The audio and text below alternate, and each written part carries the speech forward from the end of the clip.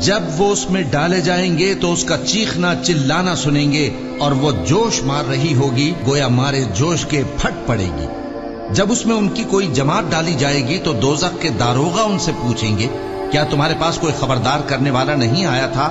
वो कहेंगे, क्यों नहीं, जरूर खबरदार करने वाला आया था, बस हमने उसको झुटला दिया और कहा कि अल्लाह ने तो कोई चीज नाजिल ही नहीं की, तुम तो बड़ी गलती में पड़े हुए हो।